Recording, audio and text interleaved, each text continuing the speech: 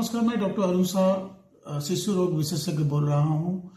आज हम जिस विषय पर बात करने जा रहे हैं वो एंटीबायोटिक्स जो दवा है उसके बारे में हम जानना चाहते हैं कि आखिर में इसका ये कितना तर्क संगत है कि बीमारी में देना चाहिए कि नहीं देना चाहिए, बुखार सर्दी खांसी में देना चाहिए कि नहीं देना चाहिए।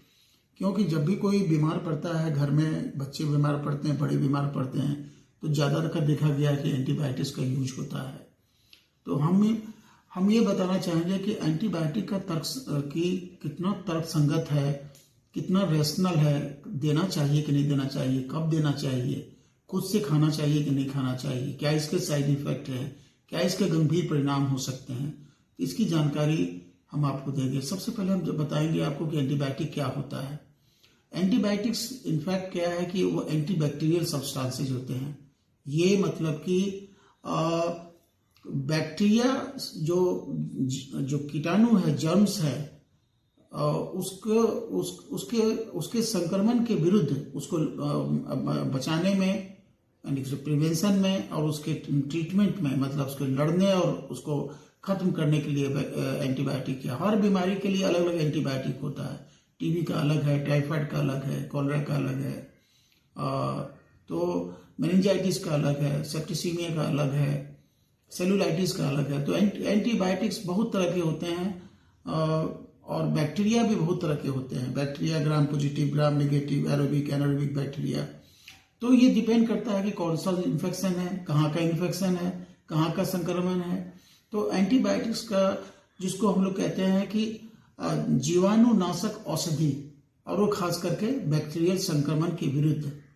अब हम इसका इतिहास जानना चाहेंगे कि इतना जान लिए कि एंटीबायोटिक क्या होता है। इतिहास जानना चाहेंगे कि एंटीबायोटिक कब से अंतर्राष्ट्रीय मार्केट में आया। तो आपकी जानकारी के लिए 1942 के पहले एंटीबायोटिक का कोई आविष्कार नहीं हुआ, और 1942 के पहले कोई नहीं जानता था कि एंटीबायोटिक क्या होता है। तो चांस फाइंडिंग है कि 1928 में अलेक्जेंडर फ्लेमिंग ने अपने लैब में पाया कि कोई फंगस जो है वो कीटाणु, वो बैक्टीरिया को मार देता है, और उसी फंगस से उसने पेनिसिलिन नाम का एंटीबायोटिक को डिस्कवर किया, जो कि 1942 में अंतर्राष्ट्रीय मार्केट में लॉन्च हुआ। 1942 में जब ये लॉन्च हुआ तो इसको कहा गया कि ये मैजिक बुलेट है, मिरेकल ड्रग है, वंडर ड्रग है। क्योंकि जो आदमी मौत के मुंह में चला गया था संक्रमण से, सेप्टिसीमिया से, मेनिंजाइटिस से, तो थोड़ी सी खुराक देने से वो बिल्कुल ठीक हो गया। तो इसलिए कहा गया कि साहब ये तो ब्रह्मास्त्र है। इतनी बड़ी डिस्कवरी, पिछले शताब्दी की सबसे बड़ी खोज थी, जिसने लाखों करोड़ों लोगों की जिंदगी बचाई। उसी समय वर्ल्ड वॉर सेकेंड भी खत्म होने जा रहा था, बहुत से सैनिक भी घायल हो गए थे। तो इतिहास यह है कि 70-72 साल पहले एंटीबायोटिक के बारे में कोई कुछ नहीं जानता था। लेकिन अलेक्जेंडर फ्लेमिंग क्या की ये देन है कि 42 के बाद एंटीबायोटिक आया, पेनिसिलिन आया, पेनिसिलिन के बाद antibiotic one after another antibiotic आए।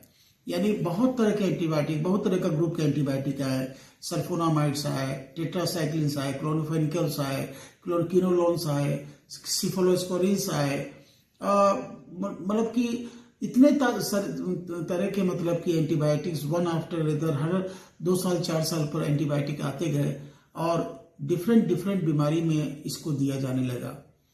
और आज वस्तु स्थिति यह है कि जो एंटीबायोटिक पहले एक गंभीर से गंभीर बीमारी में भी वो काम करती थी, आज स्थिति यह है कि वो एंटीबायोटिक काम नहीं कर रही है।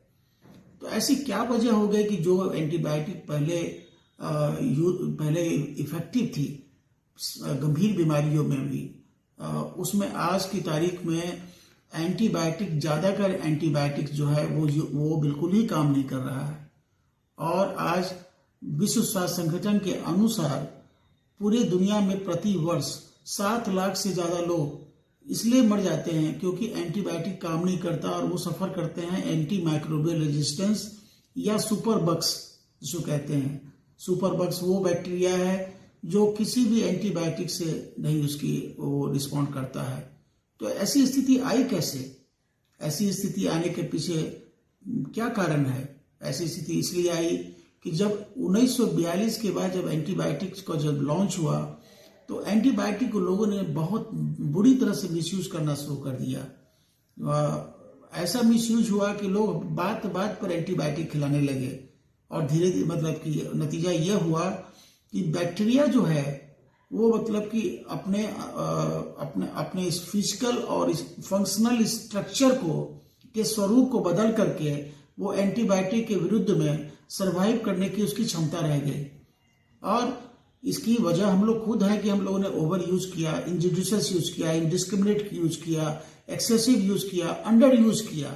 और एंटीबायोटिक आज की तारीख में बहुत ही कम ऐसा एंटीबायोटिक है जो कि मतलब कि लाइफ थ्रेटनिंग इन्फेक्शंस में जिसको कहते हैं लास्ट रिजॉर्ट एंटीबायोटिक्स, वो अभी हमारे पास है, जो कि उसमें भी कई ऐसे एंटीबायोटिक हैं जो कि काम नहीं कर रहे हैं।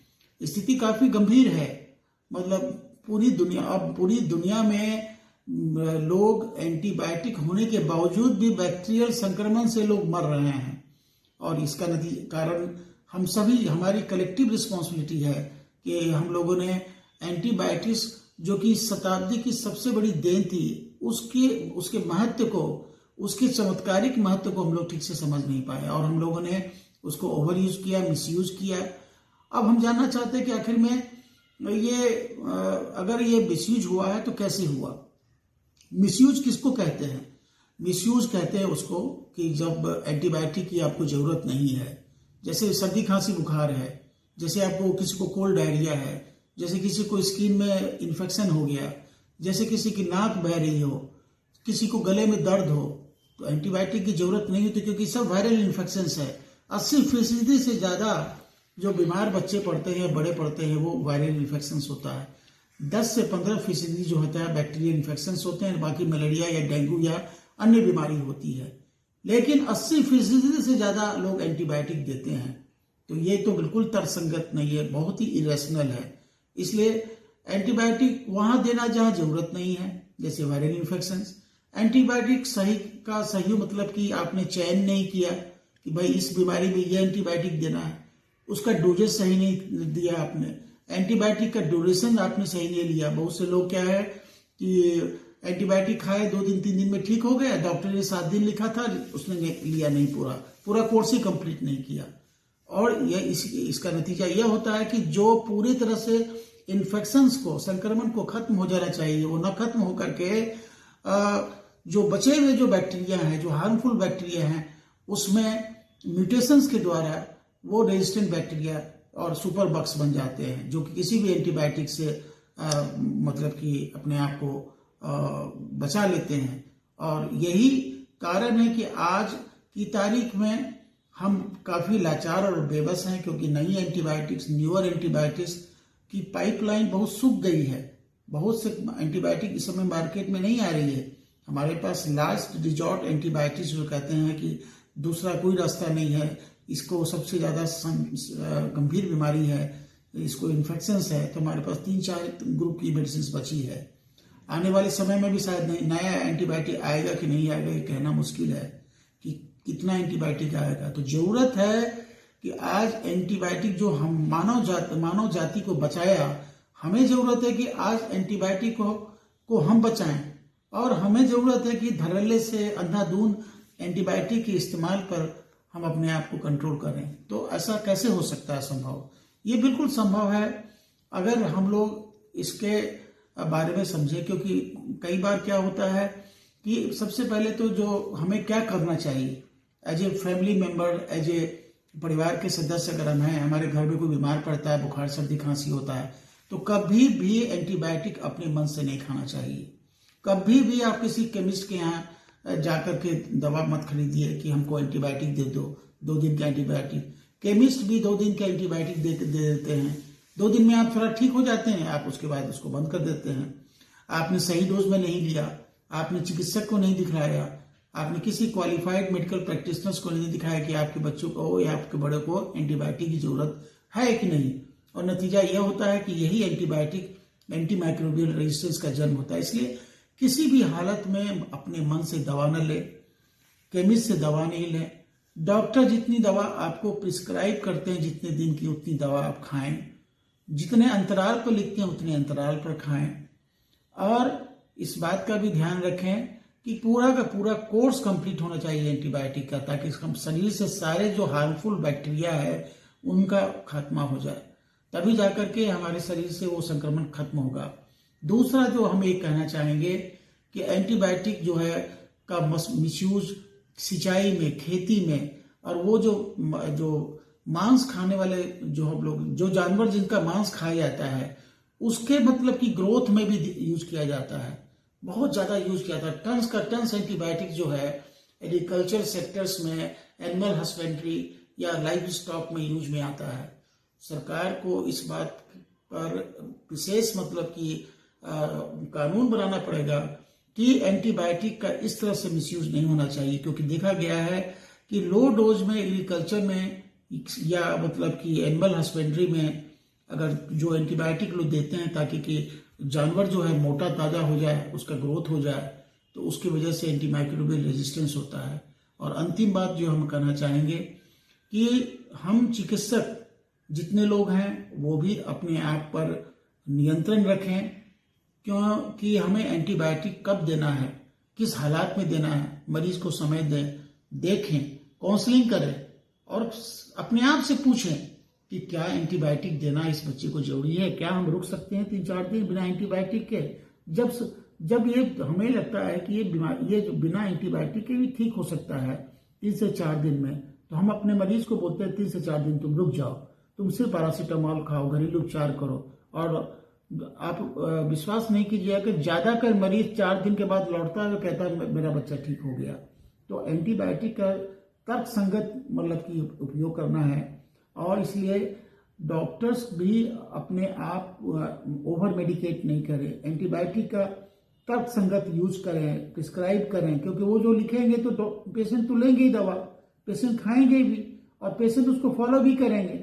नहीं पेशेंट ही फॉलो करेंगे, बल्कि नीचे लेवल के जो डॉक्टर्स है, rural medical practitioners, quakes, general practitioners, वो सब हमारे प्रिस्क्रिप्शन को फॉलो करते हैं।